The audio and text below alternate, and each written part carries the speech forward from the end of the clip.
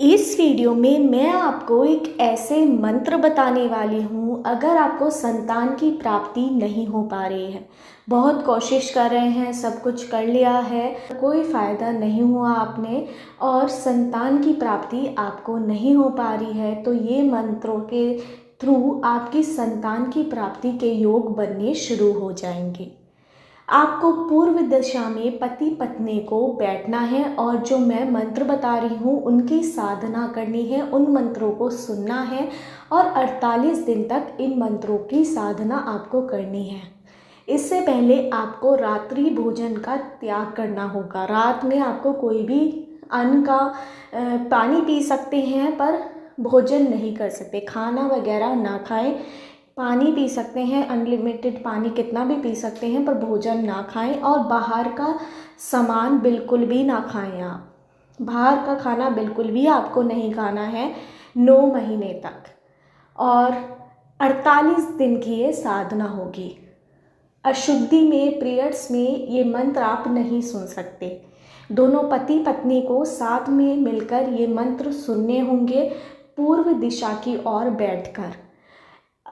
Ladies को, लड़की को पीले वस्त्रों में बैठना है और जो पुरुष है सफ़ेद वस्त्र पहनकर बैठना है और तभी ये जाप सुननी शुरू करनी होगी। सुबह ही करिए जाप, जितना जल्दी सुबह हो सके, जब सूर्य उदय हो जाए, मतलब कि सुबह सुबह जल्दी प्रातः उठकर जितना जल्दी भी हो सके नहा धोकर और शुद्ध पीले वस्त्र में आपको ये साधना करनी है। अगर लेडी है तो पीले वस्त्र में और जेंट्स हैं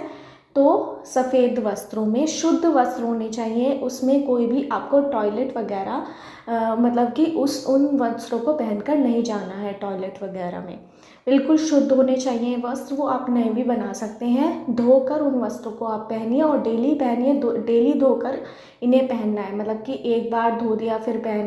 बिन धोले पहन लिया तो ये सही नहीं होगा। आपको शुद्ध वस्त्र आपके होने चाहिए और ये सुबह सुबह आपको ये साधना करनी है। पति पत्नी को साथ में ये मंत्र सुनने हैं।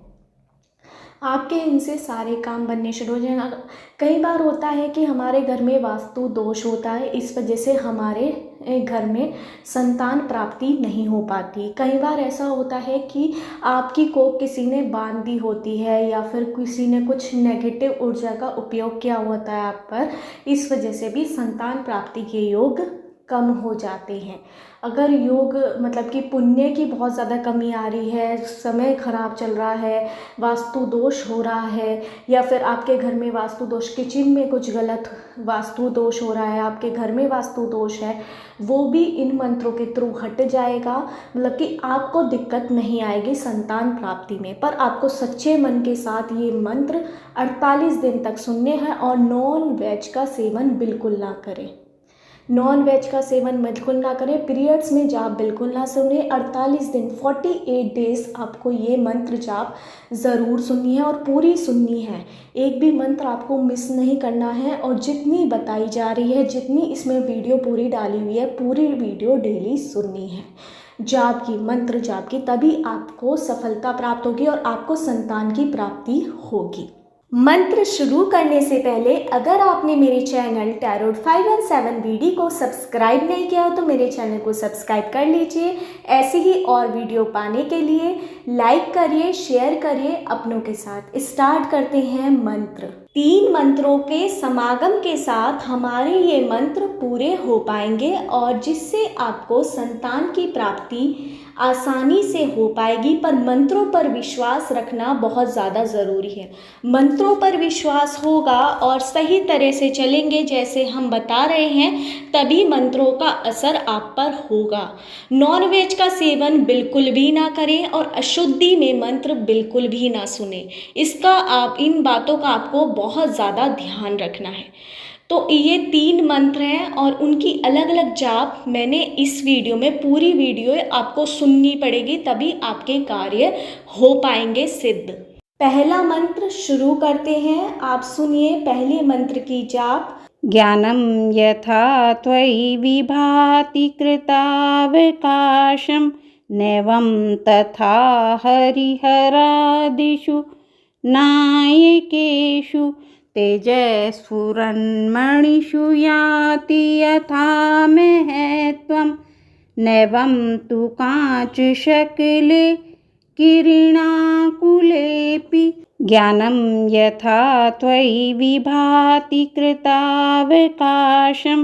नैवं तथा हरिहरादिषु नायकेषु तेजस्फुरन्मणिषु याति यथा महत्त्वं नैवं तु काचशकले किरणाकुलेऽपि ज्ञानं यथा त्वयि विभाति कृतावकाशं नैवं तथा हरिहरादिषु नायकेषु तेजस्फुरन्मणिषु याति यथा महत्त्वं नैवं तु काचशकले किरणाकुलेऽपि ज्ञानं यथा त्वयि विभाति कृतावकाशं नैवं तथा हरिहरादिषु नायकेषु तेजस्फुरन्मणिषु याति यथा महत्त्वं नैवं तु काचशकले किरणाकुलेऽपि ज्ञानं यथा त्वयि विभाति कृतावकाशं नैवं तथा हरिहरादिषु नायकेषु तेजस्फुरन्मणिषु याति यथा महत्त्वं नैवं तु काचशकले किरणाकुलेऽपि ज्ञानं यथा त्वयि विभाति कृतावकाशं नैवं तथा हरिहरादिषु नायकेषु तेजस्फुरन्मणिषु याति यथा महत्त्वं नैवं तु काचशकले किरणाकुलेऽपि ज्ञानं यथा त्वयि विभाति कृतावकाशं नैवं तथा हरिहरादिषु नायकेषु तेजस्फुरन्मणिषु याति यथा महत्त्वं नैवं तु काचशकले किरणाकुलेऽपि ज्ञानं यथा त्वयि विभाति कृतावकाशं नैवं तथा हरिहरादिषु नायकेषु तेजस्फुरन्मणिषु याति यथा महत्त्वं नैवं तु काचशकले किरणाकुलेऽपि ज्ञानं यथा त्वयि विभाति कृतावकाशं नैवं तथा हरिहरादिषु नायकेषु तेजस्फुरन्मणिषु याति यथा महत्त्वं नैवं तु काचशकले किरणाकुलेऽपि ज्ञानं यथा त्वयि विभाति कृतावकाशं नैवं तथा हरिहरादिषु नायकेषु तेजस्फुरन्मणिषु याति यथा महत्त्वं नैवं तु काचशकले किरणाकुलेऽपि ज्ञानं यथा त्वयि विभाति कृतावकाशं नैवं तथा हरिहरादिषु नायकेषु तेजस्फुरन्मणिषु याति यथा महत्त्वं नैवं तु काचशकले किरणाकुलेऽपि ज्ञानं यथा त्वयि विभाति कृतावकाशं नैवं तथा हरिहरादिषु नायकेषु तेजस्फुरन्मणिषु याति यथा महत्त्वं नैवं तु काचशकले किरणाकुलेऽपि ज्ञानं यथा त्वयि विभाति कृतावकाशं नैवं तथा हरिहरादिषु नायकेषु तेजस्फुरन्मणिषु याति यथा महत्त्वं नैवं तु काचशकले किरणाकुलेऽपि ज्ञानं यथा त्वयि विभाति कृतावकाशं नैवं तथा हरिहरादिषु नायकेषु तेजस्फुरन्मणिषु याति यथा महत्त्वं नैवं तु काचशकले किरणाकुलेऽपि ज्ञानं यथा त्वयि विभाति कृतावकाशं नैवं तथा हरिहरादिषु नायकेषु तेजस्फुरन्मणिषु याति यथा महत्त्वं नैवं तु काचशकले किरणाकुलेऽपि ज्ञानं यथा त्वयि विभाति कृतावकाशं नैवं तथा हरिहरादिषु नायकेषु तेजस्फुरन्मणिषु याति यथा महत्त्वं नैवं तु काचशकले किरणाकुलेऽपि ज्ञानं यथा त्वयि विभाति कृतावकाशं नैवं तथा हरिहरादिषु नायकेषु तेजस्फुरन्मणिषु याति यथा महत्त्वं नैवं तु काचशकले किरणाकुलेऽपि ज्ञानं यथा त्वयि विभाति कृतावकाशं नैवं तथा हरिहरादिषु नायकेषु तेजस्फुरन्मणिषु याति यथा महत्त्वं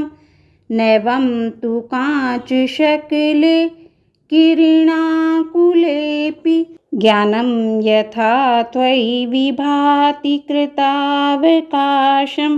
नैवं तथा हरिहरादिषु नायकेषु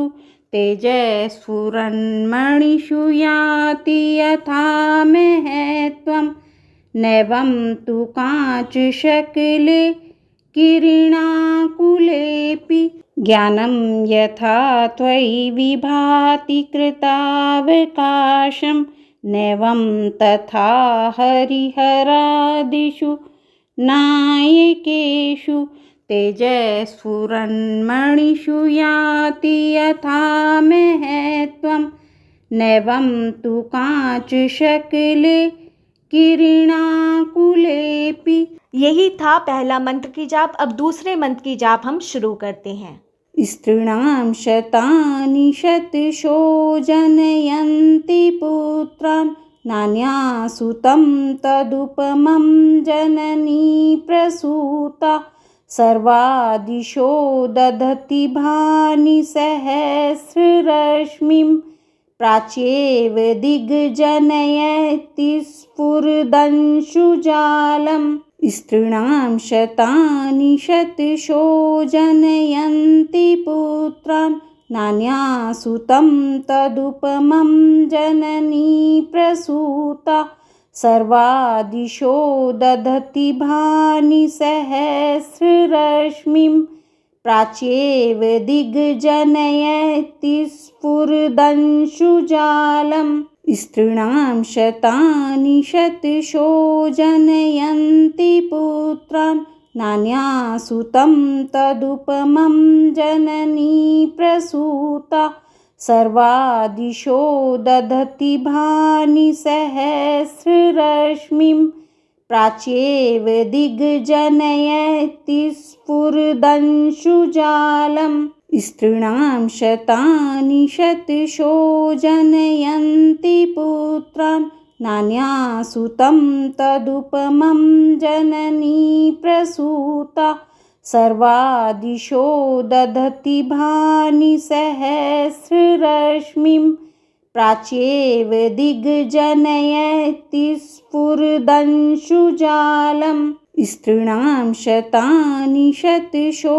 जनयन्ति पुत्रान् नान्यासुतं तदुपमं जननी प्रसूता सर्वादिशो दधति भानि सहस्ररश्मिं प्राच्येव दिग्जनयति स्फुरदंशुजालम्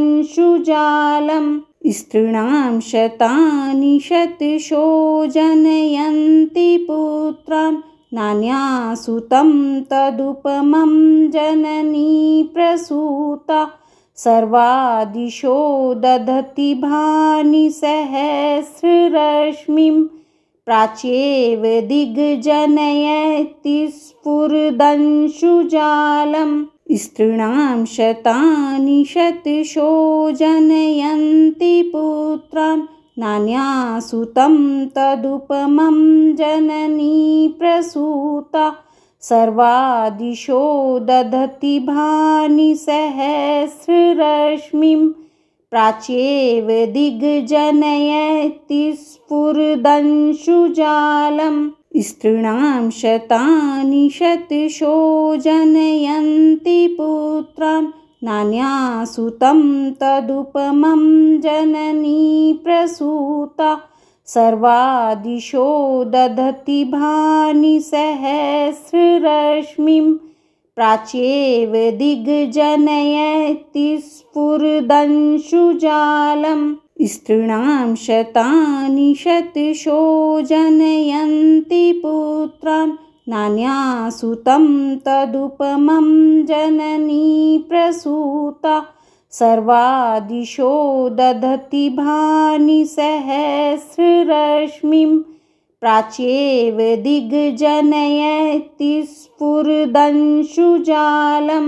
स्त्रीणां शतानि शतशो जनयन्ति पुत्रान् नान्यासुतं तदुपमं जननी प्रसूता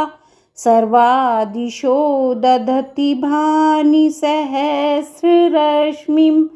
प्राच्येव दिग्जनयति स्फुरदंशुजालम् स्त्रीणां शतानि शतशो जनयन्ति पुत्रान् नान्यासुतं तदुपमं जननी प्रसूता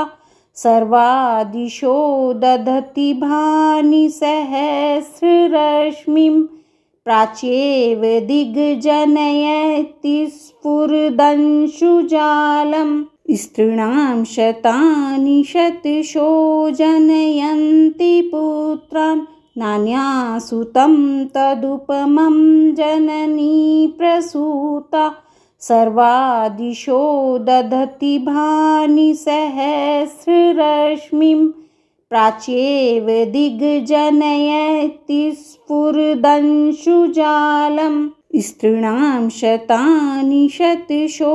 जनयन्ति पुत्रान् नान्यासुतं तदुपमं जननी प्रसूता सर्वादिशो दधति भानि सहस्ररश्मिं प्राच्येव दिग्जनयति स्फुरदंशुजालम् स्त्रीणां शतानि शतशो जनयन्ति पुत्रान् नान्यासुतं तदुपमं जननी प्रसूता सर्वादिशो दधति भानि सहस्ररश्मिं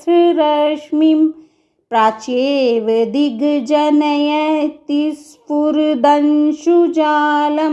स्त्रीणां शतानि शतशो जनयन्ति पुत्रान् नान्यासुतं तदुपमं जननी प्रसूता सर्वादिशो दधति भानि सहस्ररश्मिं प्राच्येव दिग्जनयति स्फुरदंशुजालम् स्त्रीणां शतानि शतशो जनयन्ति पुत्रान् नान्यासुतं तदुपमं जननी प्रसूता सर्वादिशो दधति भानि सहस्ररश्मिं प्राच्येव दिग्जनयति स्फुरदंशुजालम् स्त्रीणां शतानि शतशो जनयन्ति पुत्रान् नान्यासुतं तदुपमं जननी प्रसूता सर्वादिशो दधति भानि सहस्ररश्मिं प्राच्येव दिग्जनयति स्फुरदंशुजालम् स्त्रीणां शतानि शतशो जनयन्ति पुत्रान् नान्यासुतं तदुपमं जननी प्रसूता सर्वादिशो दधति भानि सहस्ररश्मिं प्राच्येव दिग्जनयति स्फुरदंशुजालम् स्त्रीणां शतानि शतशो जनयन्ति पुत्रान् नान्यासुतं तदुपमं जननी प्रसूता सर्वादिशो दधति भानि सहस्ररश्मिं प्राच्येव दिग्जनयति स्फुरदंशुजालम् स्त्रीणां शतानि शतशो जनयन्ति पुत्रान् नान्यासुतं तदुपमं जननी प्रसूता सर्वादिशो दधति भानि सहस्ररश्मिं प्राच्येव दिग्जनयति स्फुरदंशुजालम् स्त्रीणां शतानि शतशो जनयन्ति पुत्रान् नान्यासुतं तदुपमं जननी प्रसूता सर्वादिशो दधति भानि सहस्ररश्मिं प्राच्येव दिग्जनयति स्फुरदंशुजालम् स्त्रीणां शतानि शतशो जनयन्ति पुत्रान् नान्यासुतं तदुपमं जननी प्रसूता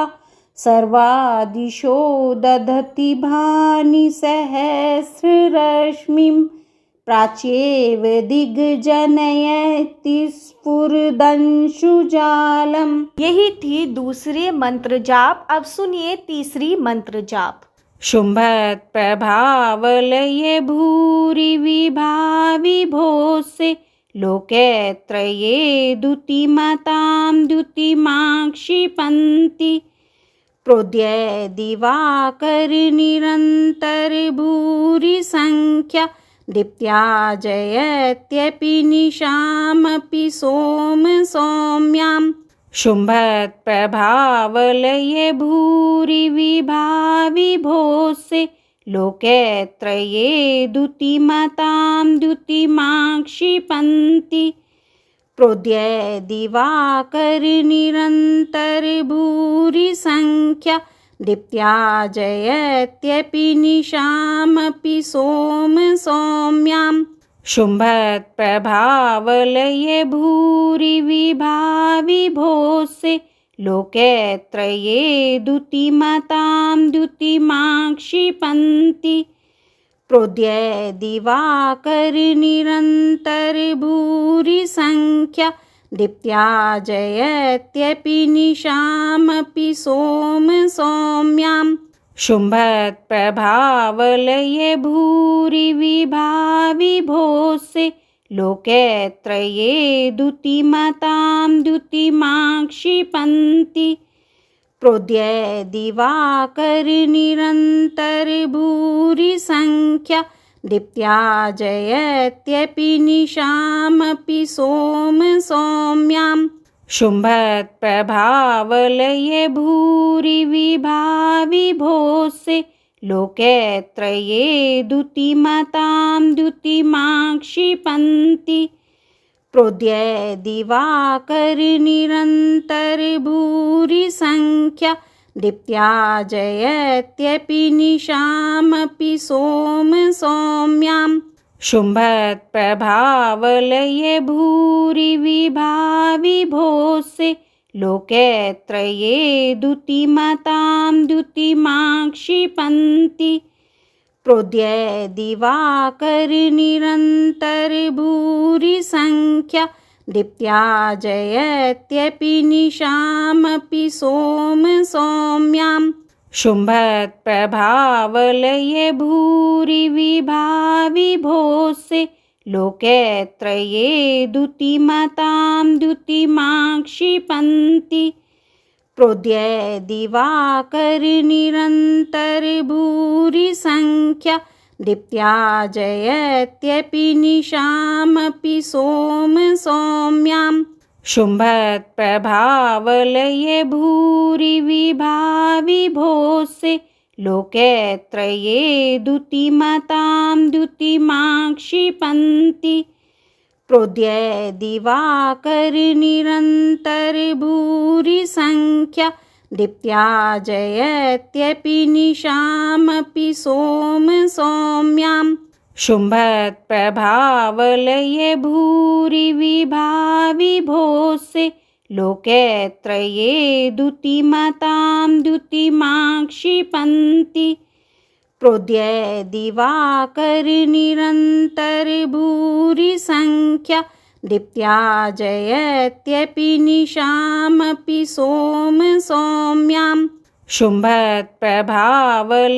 भूरि विभाविभोस्से लोके त्रये द्युतिमतां द्युतिमां क्षिपन्ति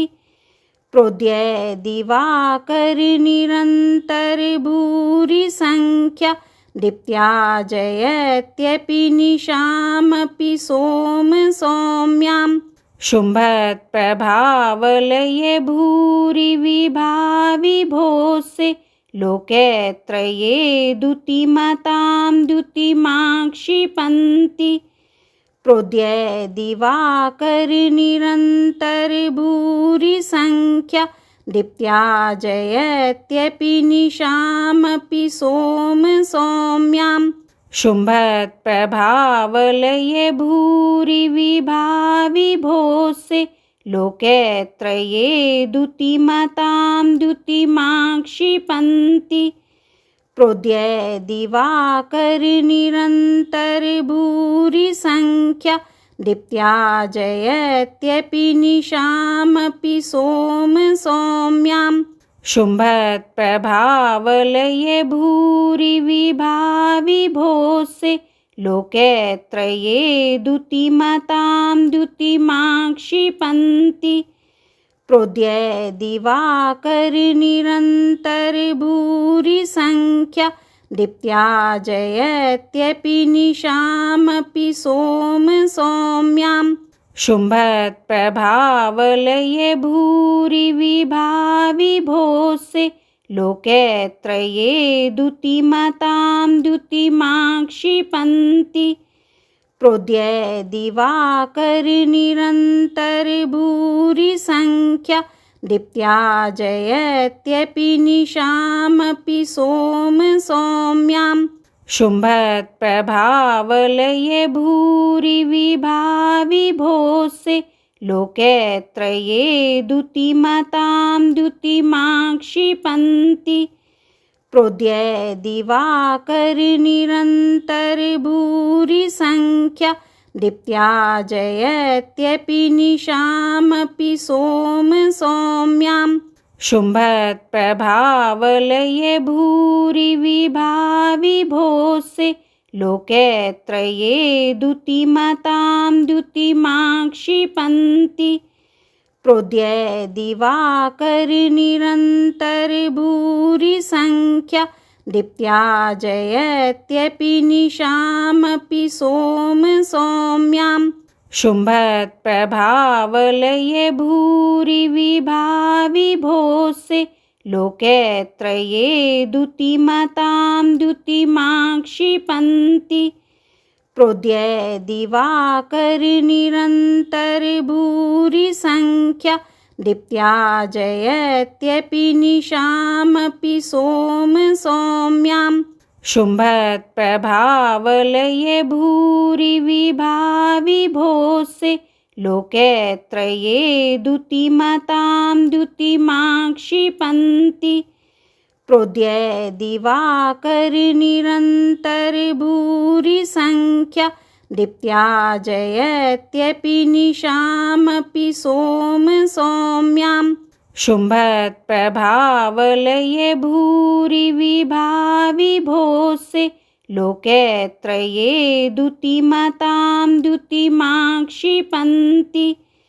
प्रोद्ये दिवाकरनिरन्तरभूरि संख्या दीप्त्या जयत्यपि निशामपि सोम सौम्यां शुम्भत्प्रभावलये भूरि विभाविभोसे लोके द्युतिमतां द्युतिमां क्षिपन्ति प्रोद्ये दिवाकरनिरन्तरभूरि संख्या दीप्त्या जयत्यपि निशामपि सोम सौम्यां शुम्भत्प्रभावलये भूरि विभाविभोसे लोके द्युतिमतां द्युतिमां क्षिपन्ति प्रोद्ये दिवाकरनिरन्तरभूरि संख्या दीप्त्या जयत्यपि निशामपि सोम सौम्यां शुम्भत्प्रभावलये भूरि विभाविभोसे लोके द्युतिमतां द्युतिमां क्षिपन्ति प्रोद्ये दिवाकरनिरन्तरभूरि संख्या दीप्त्या जयत्यपि निशामपि सोम सौम्यां शुम्भत्प्रभावलये भूरि विभाविभोसे लोके द्युतिमतां द्युतिमां क्षिपन्ति प्रोद्ये दिवाकरनिरन्तरभूरि संख्या दीप्त्या जयत्यपि निशामपि सोम सौम्यां शुम्भत्प्रभावलये भूरि विभाविभोसे लोके द्युतिमतां द्युतिमां क्षिपन्ति प्रोद्ये दिवाकरनिरन्तरभूरि संख्या दीप्त्या जयत्यपि निशामपि सोम सौम्यां शुम्भत्प्रभावलये भूरि विभाविभोसे लोके द्युतिमतां द्युतिमां क्षिपन्ति प्रोद्ये दिवाकरनिरन्तरभूरि संख्या दीप्त्या जयत्यपि निशामपि सोम सौम्यां शुम्भत्प्रभावलये भूरि विभाविभोसे लोके द्युतिमतां द्युतिमां क्षिपन्ति प्रोद्ये दिवाकरनिरन्तरभूरि संख्या दीप्त्या जयत्यपि निशामपि सोम सौम्यां शुम्भत्प्रभावलये भूरि विभाविभोसे लोके द्युतिमतां द्युतिमां क्षिपन्ति प्रोद्ये दिवाकरनिरन्तरभूरि संख्या दीप्त्या जयत्यपि निशामपि सोम सौम्यां शुम्भत्प्रभावलये भूरि विभाविभोसे लोके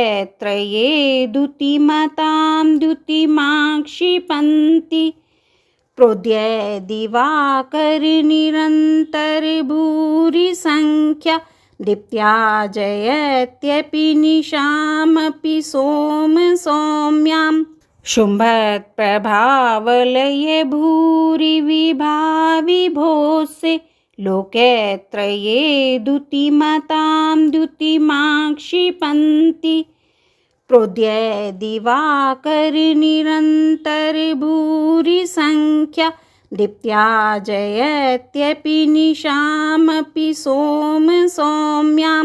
शुम्भत्प्रभावलये भूरि विभाविभोसे लोके त्रये द्युतिमतां द्युतिमां क्षिपन्ति प्रोद्ये दिवाकरनिरन्तरभूरिसंख्या दीप्त्या जयत्यपि निशामपि सौम्याम् शुम्भत्प्रभावलये भूरिविभाविभोस्से लोके त्रये द्युतिमतां द्युतिमां क्षिपन्ति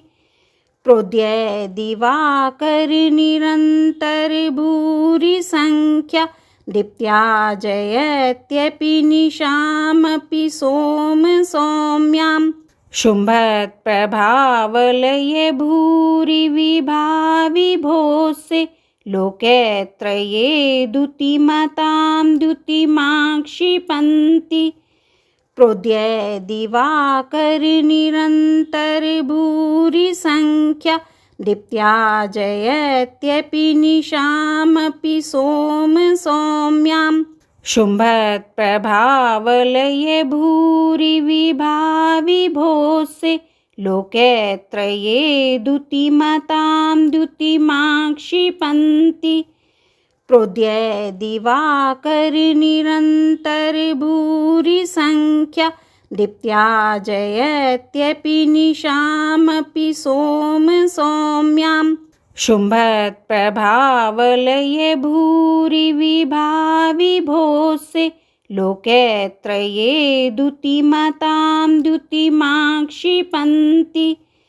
प्रोद्ये दिवाकरनिरन्तरभूरिसंख्या दीप्त्या जयत्यपि निशामपि सौम्याम् यही थे 3 पावरफुल मंत्र, शक्तिशाली मंत्र, जिससे किसी के अगर संतान नहीं हो रही थी तो योग बनने शुरू हो जाएंगे। विश्वास के साथ आपको मंत्र सुनना है, पति पत्नी को साथ में ये मंत्र जाप सुननी है। और स्त्री है तो पीले वस्त्र पहनिए, शुद्ध होने चाहिए, उससे कोई भी आपको अशुद्धि का कार्य नहीं करना है। और पुरुष है तो सफ़ेद वस्त्र पहनकर, वो धोती दुपट्टा हो कुछ भी हो, सफ़ेद वस्त्र पहनने हैं। और स्त्री को पीले रंग की साड़ी पहननी है और ये मंत्र तभी सुनना है। साड़ी बिल्कुल शुद्ध होनी चाहिए और डेली धुली भी होनी चाहिए और उसमें कोई भी आपकी ये अशुद्धि नहीं होनी चाहिए। और पूरे विश्वास के साथ मंत्र सुनना है। नॉनवेज का सेवन नहीं करना है, अशुद्धि में मंत्र नहीं सुनना है। पूर्व दिशा की ओर बैठकर सुबह के समय ये मंत्र जाप 48 दिन तक सुननी है, आपको फल गारंटेड मिलेगा। नॉनवेज का सेवन मत करना। यही थी आज की हमारी वीडियो। अगर आपको मेरी वीडियो पसंद आई हो तो मेरे चैनल टैरोट 517 वीडियो को सब्सक्राइब करना मत भूलिए। लाइक करिए, शेयर कीजिए अपनों के साथ। क्या पता किसी को इस मंत्रों की बहुत ज़्यादा ज़रूरत है, उनके साथ ज़रूर शेयर करें।